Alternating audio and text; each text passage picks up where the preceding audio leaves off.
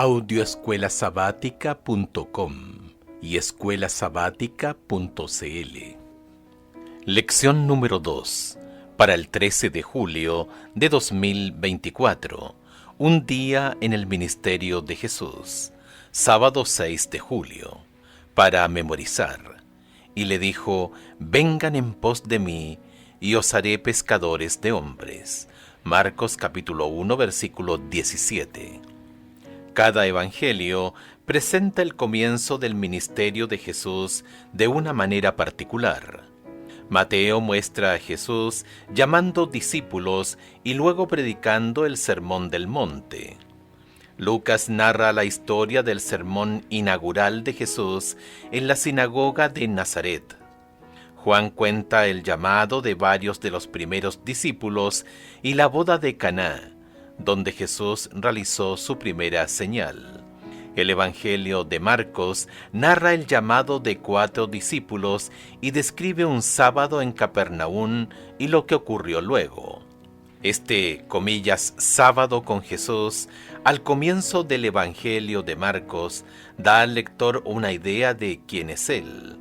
En el segmento de Marcos que estudiaremos esta semana, hay muy pocas palabras de Jesús. Un breve llamado al discipulado, la orden que le da un demonio, el plan de visitar otros lugares y la curación de un leproso, junto con la orden de presentarse ante un sacerdote para ser declarado limpio.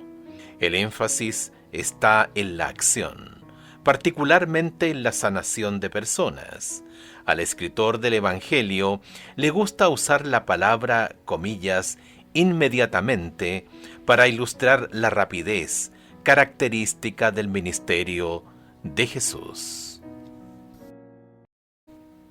Domingo 7 de julio. Sígueme.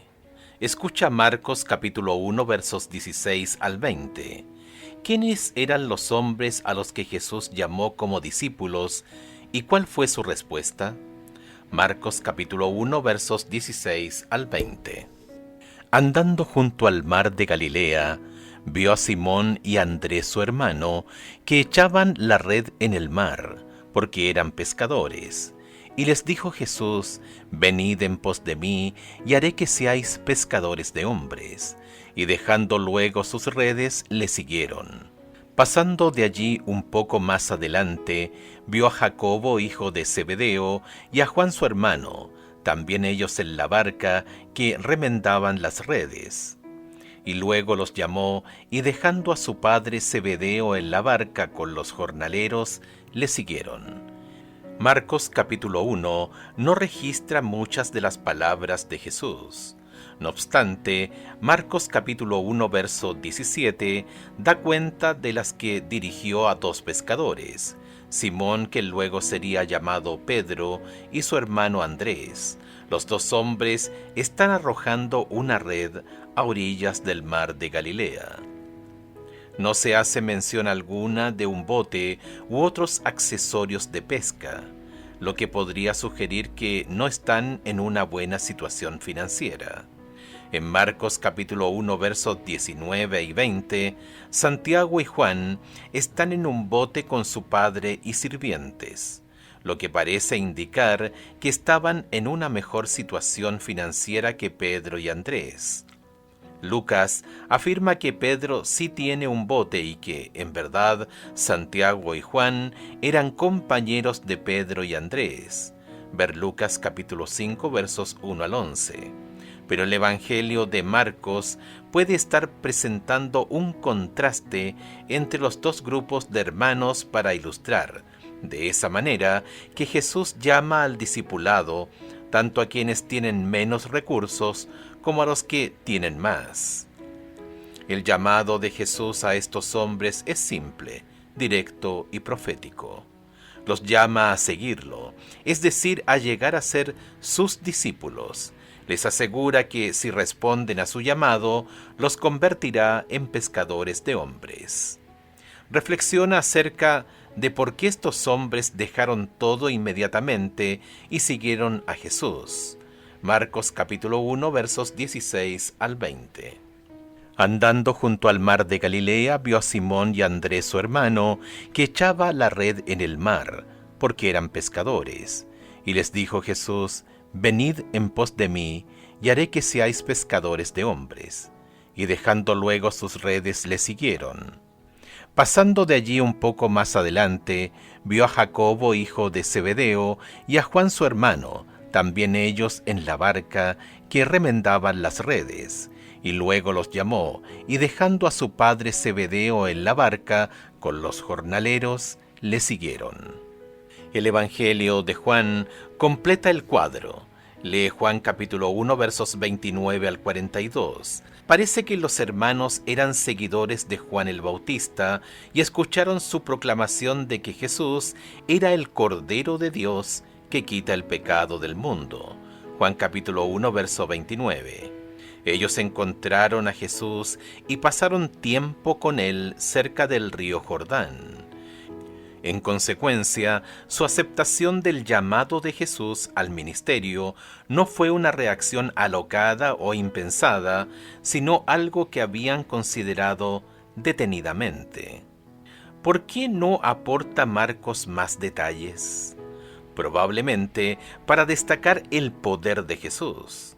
Él llama y unos pescadores dispuestos responden, como consecuencia de lo cual ni la vida de ellos ni el mundo volverían a ser iguales. ¿Qué has sido llamado a abandonar para seguir a Jesús? Reflexiona en las implicaciones de tu respuesta, especialmente si no puedes pensar en algo. Lunes 8 de julio. Un inolvidable servicio de adoración. Escucha Marcos capítulo 1 versos 21 al 28. ¿Qué experiencia inolvidable tuvo lugar en la sinagoga de Capernaum y qué verdades espirituales podemos recoger de este relato? Marcos capítulo 1 versos 21 al 28. Y entraron en Capernaum y los días de reposo. Entrando en la sinagoga enseñaba, y se admiraban de su doctrina, porque les enseñaba como quien tiene autoridad y no como los escribas. Pero había en la sinagoga de ellos un hombre con espíritu inmundo que dio voces diciendo: «Ah, ¿qué tienes con nosotros, Jesús Nazareno? ¿Has venido para destruirnos? Sé quién eres, el Santo de Dios». Pero Jesús le reprendió diciendo: «Cállate y sal de él». Y el espíritu inmundo, sacudiéndole con violencia y clamando a gran voz, salió de él. Y todos se asombraron de tal manera que discutían entre sí diciendo: «¿Qué es esto? ¿Qué nueva doctrina es esta? Que con autoridad manda aún a los espíritus inmundos y le obedecen». Y muy pronto se difundió su fama por toda la provincia alrededor de Galilea. La mayoría de los cristianos atesora momentos inolvidables de su senda cristiana. La decisión de seguir a Jesús el día de su bautismo, un poderoso sermón durante el cual experimentaron profundamente la presencia de Dios. Algunos de estos momentos pueden no solo ser inolvidables, sino también transformadores. Esa pudo haber sido la experiencia de algunos en Capernaum aquel sábado descrito en Marcos capítulo 1, comillas, y admiraban su enseñanza porque les enseñaba con plena autoridad y no como los escribas. Marcos capítulo 1 verso 22.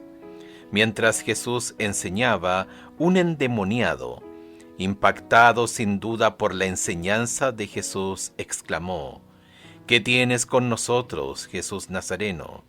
¿Has venido a destruirnos? Sé quién eres, el Santo de Dios». Marcos capítulo 1 verso 24. Jesús expulsó entonces al demonio. Piensa en las implicaciones de esas palabras del demonio. Para empezar, el demonio identifica a Jesús como el Santo de Dios. Reconoce así que Jesús es el santo emisario de Dios en contraste con las impurias e impías huestes de Satanás. Uno espera encontrar personas y cosas santas en un ambiente de adoración, no impureza e impiedad. Por lo tanto, hay en esta historia un marcado contraste entre las fuerzas del bien y las del mal. Podemos ver aquí la realidad del gran conflicto. La gente puede no saber aún quién es Jesús, pero el demonio ciertamente lo sabe y también lo reconoce públicamente. En segundo lugar, la orden de salir del hombre es comprensible, pero ¿por qué la orden cállate? Versículo 25. A partir de aquí aparece un notable tema en Marcos, el llamado de Jesús a guardar silencio acerca de quién es Él. Los eruditos llaman a esto, comillas, el secreto mesiánico. El llamado de Jesús al silencio tiene sentido al considerar las connotaciones políticas propias de las expectativas mesiánicas de su tiempo. Era riesgoso ser un Mesías. No obstante, junto con los llamados al silencio se encuentran las inconfundibles revelaciones de quién es Jesús. Lo que resultará claro con el tiempo es que la identidad de Jesús no puede ser ocultada, y la verdad acerca de quién es Él se convierte en el centro del mensaje del Evangelio. Las personas no solo necesitan saber quién es Jesús, sino también tomar una decisión sobre cómo responderán a su venida y lo que significa para ellas. Al tratar de dar testimonio a otros, ¿cuándo podría ser prudente no presentar todo lo que creemos acerca de la verdad presente? Martes 9 de julio. Más ministerio sabático. Escucha Marcos capítulo 1 versos 29 al 34. ¿Cómo ayudó Jesús a la familia de Pedro y qué lecciones espirituales podemos extraer de este relato? Al salir de la sinagoga, vinieron a casa de Simón y Andrés con Jacobo y Juan, y la suegra de Simón estaba acostada con fiebre, y enseguida le hablaron de ella. Entonces él se acercó y la tomó de la mano y la levantó, e inmediatamente le dejó la fiebre, y ella les servía. Cuando llegó la noche, luego que el sol se puso, le trajeron todos los que tenían enfermedades y a los endemoniados, y toda la ciudad se agolpó a la puerta. Y sanó a muchos que estaban enfermos de diversas enfermedades, y echó fuera muchos demonios, y no dejaba hablar a los demonios, porque le conocían. Después del asombroso servicio religioso en la sinagoga, Jesús se retira con su pequeño grupo de discípulos, Pedro, Andrés, Santiago y Juan, al hogar de Pedro, evidentemente para dedicar el resto del sábado a una comida amistosa y a la confraternidad. Pero una nota de preocupación sobrevuela la escena. La suegra de Pedro está enferma y afiebrada, lo que en ese tiempo significaba solo dos opciones: recuperarse o morir. Ellos le hablan a Jesús de la enfermedad, y Jesús toma a la suegra de Pedro de la mano y la pone en pie. Ella inmediatamente comienza a atender las necesidades de ellos. Qué poderoso ejemplo de quienes han sido salvados y sanados por Jesús sirven a otros como resultado. A lo largo del Evangelio de Marcos ocurre a menudo que Jesús sana a las personas afectadas tocándolas. Marcos capítulo 1 verso 41, capítulo 5 verso 41, aunque en otras ocasiones no se menciona ningún toque. Marcos capítulo 2 versos 1 al 12, capítulo 3 versos 1 al 6, capítulo 5 versos 7 al 13. Jesús no había concluido aún su tarea de servicio aquel día. Después de la puesta de sol, muchos acudieron a la casa de Pedro buscando sanidad. Sin duda, después de ver lo sucedido en la sinagoga ese día, o por haber oído acerca de ello. El hecho de que el escritor del Evangelio no diga a sus lectores que la gente esperó a causa de las horas sabáticas para recién entonces acudir allí, indica que él daba por sentado que sabían acerca del reposo sabático. Este rasgo del Evangelio de Marcos es consistente con el hecho de que sus lectores observaban el sábado. Marcos dice que la ciudad entera se dio cita a la puerta de la casa aquel atardecer. Marcos capítulo 1, verso 33.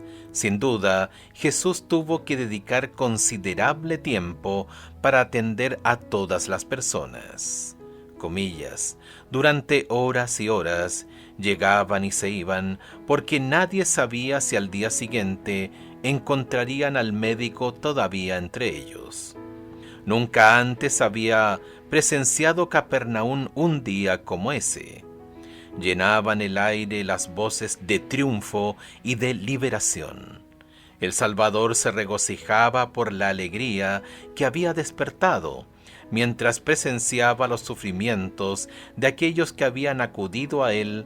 Su corazón se conmovía de simpatía y se regocijaba en su poder de devolverles la salud y la felicidad. Jesús no cesó de trabajar hasta que el último doliente hubo quedado aliviado. Ya era muy avanzada la noche cuando la muchedumbre se fue y el silencio descendió sobre el hogar de Simón. Había terminado el largo día lleno de excitación y Jesús buscó descanso. Pero mientras la ciudad estaba aún envuelta por el sueño, el Salvador, levantándose muy de mañana, siendo aún muy oscuro, salió y se fue a un lugar desierto y allí oraba. Elena de White, El deseado de todas las gentes, página 225. Miércoles 10 de julio. El secreto del ministerio de Jesús. Escucha Marcos capítulo 1 versos 35 al 39. ¿Qué importantes lecciones pueden ser extraídas de lo que Jesús hizo aquí? Marcos capítulo 1 versos 35 al 39. Levantándose muy de mañana, siendo aún muy oscuro, salió y se fue a un lugar desierto, y allí oraba. Y le buscó Simón y los que con él estaban, y hallándole le dijeron: «Todos te buscan». Él les dijo: «Vamos a los lugares vecinos, para que predique también allí, porque para esto he venido». Y predicaba en las sinagogas de ellos en toda Galilea, y echaba fuera los demonios. Jesús se levantó antes del amanecer y fue a un lugar desierto, tranquilo, para orar. Marcos capítulo 1 verso 35 destaca la oración como el foco de la acción de Jesús. Todas las otras formas verbales que forman parte de esa declaración se encuentran en un formato resumido: se levantó, salió, se fue, todas expresadas mediante el tiempo verbal conocido en griego como aoristo, indicando así acción completada. Pero el verbo orar está conjugado en tiempo imperfecto, una forma usada para expresar, particularmente aquí, un proceso en curso. Él estaba orando, seguía orando. El texto destaca también cuán temprano se levantaba Jesús para orar, lo que implica que el tiempo que dedicaba a orar a solas era considerable. A lo largo de los evangelios se nos presenta a Jesús como una persona de oración. Ver Mateo capítulo 14 verso 23, Marcos capítulo 6 verso 46, Juan capítulo 17. Este parece ser uno de los secretos del poder del ministerio de Jesús. Escucha Lucas capítulo 6 verso 12. ¿Qué nos enseña esto acerca de la vida de oración de Jesús? En aquellos días él fue al monte a orar y pasó la noche orando a Dios. Muchos cristianos han establecido momentos específicos para la oración. Esta práctica es correcta y provechosa, pero también puede volverse una rutina, algo que se hace casi sin pensar. Una manera de salir de un molde preestablecido es cambiar ocasionalmente el momento dedicado a orar u orar a veces durante más tiempo. El punto es no encerrarse a uno mismo en una especie de fórmula invariable. Pedro y sus compañeros no fueron con Jesús al lugar de oración. Probablemente conocían el sitio, pues lo encontraron allí. Su observación de que todos estaban buscando a Jesús era una sugerencia de que extendiera la emocionante experiencia del día previo y siguiera sanando y enseñando. Sorprendentemente, Jesús se niega a ello y señala hacia un campo de servicio más amplio en favor de otros lugares. Él les dijo: «Vamos a los lugares vecinos para que predique también allí, porque para esto he venido». Marcos capítulo 1, verso 38. Si Jesús mismo necesitó dedicar tanto tiempo a orar, ¿cuánto tiempo deberíamos nosotros pasar en oración? ¿Qué nos dice el ejemplo de Jesús acerca de ello? Jueves 11 de julio. ¿Puedes guardar un secreto? Escucha Marcos capítulo 1 versos 40 al 45. ¿Qué nos enseña esto acerca de Jesús y de cómo se relacionó con los marginados de la sociedad? Vino a él un leproso rogándole, e hincada la rodilla le dijo: «Si quieres puedes limpiarme». Y Jesús, teniendo misericordia de él, extendió la mano y le tocó y le dijo: «Quiero, sé limpio». Y así el que hubo hablado, al instante la lepra se fue de aquél y quedó limpio. Entonces le encargó rigurosamente y le despidió luego, y le dijo: «Mira, no digas a nadie nada, sino ve, muéstrate al sacerdote y ofrece por tu purificación lo que Moisés mandó, para testimonio a ellos». Pero ido él, comenzó a publicarlo mucho y a divulgar el hecho, de manera que ya Jesús no podía entrar abiertamente en la ciudad, sino que se quedaba fuera en los lugares desiertos y venían a él de todas partes. La lepra descrita en este pasaje, al igual que en todo el Antiguo Testamento, no se refiere solo a lo que conocemos hoy como la enfermedad de Hansen o lepra auténtica. La terminología bíblica sería mejor traducida como, comillas, temida enfermedad de la piel, y podía incluir otras dolencias cutáneas. La lepra propiamente dicha, o mal de Hansen, pudo haber llegado al cercano Oriente alrededor del tercer siglo antes de Cristo. Por lo tanto, el leproso del que habla el pasaje en cuestión pudo haber tenido la enfermedad de Hansen, aunque no sabemos con certeza de qué dolencia sufría, solo que estaba enfermo. El leproso confía en que Jesús puede limpiarlo. Según Levítico capítulo 13, un leproso era ritualmente impuro y debía evitar el contacto con otras personas. Ver Levítico capítulo 13 versos 45 y 46. Sin embargo, Jesús es movido por la compasión y toca al hombre. Comillas, Jesús se compadeció de él, extendió su mano, lo tocó y le dijo: «Así lo quiero, queda limpio». Marcos capítulo 1 verso 41. Esta acción debería haber contaminado ritualmente a Jesús hasta el atardecer, cuando le habría sido requerido que se lavara a fin de volver a ser ritualmente limpio. Compara con Levítico capítulo 13 al 15, pero Marcos tiene claro que la acción de Jesús de tocar al hombre enfermo limpió a éste de su lepra. En consecuencia, Jesús no fue ritualmente contaminado por el hecho de tocarlo.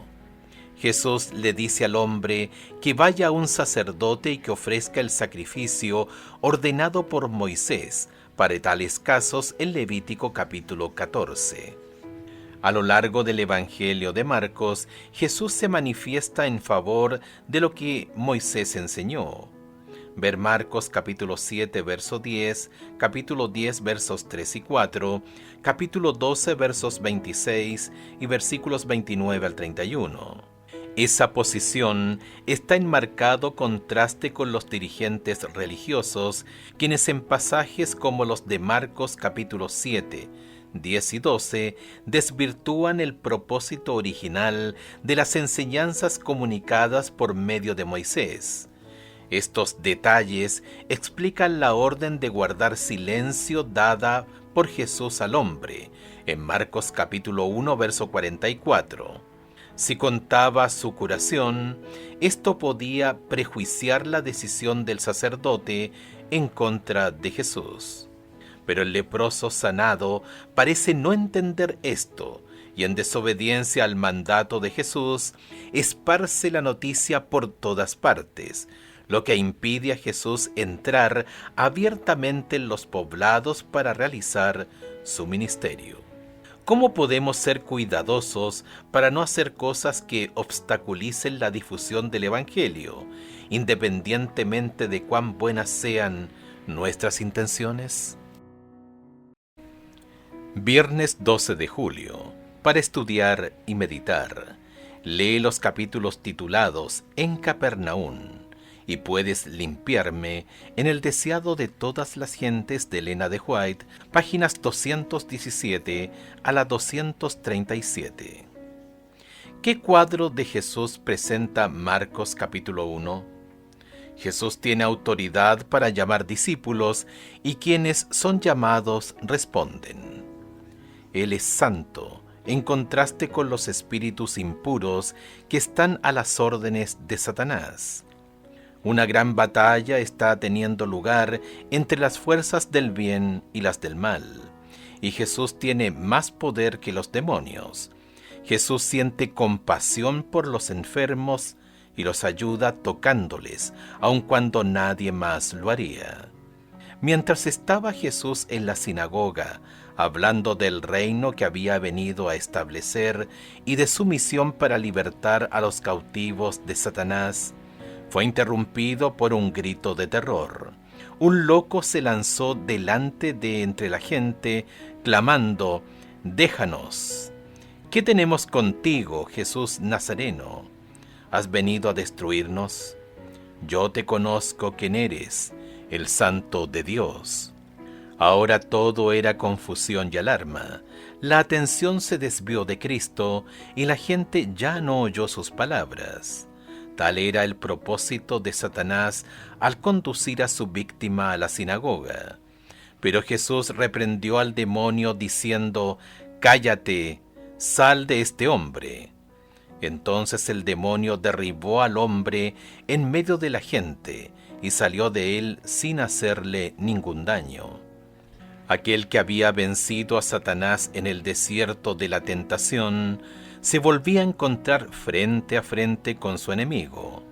El demonio ejercía todo su poder para retener el control de su víctima. Perder terreno sería una victoria de Jesús. Parecía que el torturado iba a perder su vida en la lucha contra el enemigo que había arruinado su virilidad. Pero el Salvador habló con autoridad y libertó al cautivo. Deseado de todas las gentes, páginas 220 y 221. Mientras tanto, nuestro Salvador desarrollaba un ministerio muy activo. Iba de un lugar a otro y estaba en contacto casi constante con muchas personas.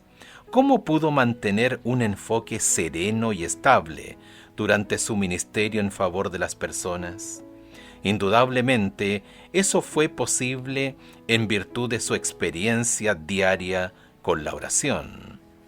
Piensa en lo que podría ser una agenda manejable de cantidad de tiempo dedicado a la oración y al estudio de las Escrituras.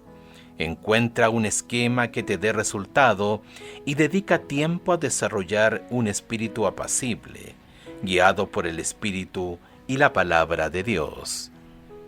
Preguntas para dialogar. Dialoguen en la clase sobre la cuestión de la oración y por qué es tan importante en la vida cristiana. ¿Cuáles son algunas de las preguntas que las personas se hacen acerca del propósito y la eficacia de la oración? 1. Hablen acerca de casos en los que lo mejor sería no decir demasiado acerca de nuestra fe. ¿Cuándo podría eso ser prudente? Y sin embargo, ¿cómo podemos hacer eso sin comprometer nuestro testimonio? 2. ¿Quiénes son los leprosos en tu cultura actualmente? ¿Cómo puede tu iglesia alcanzar y tocar a esas personas a fin de acercarles al Evangelio?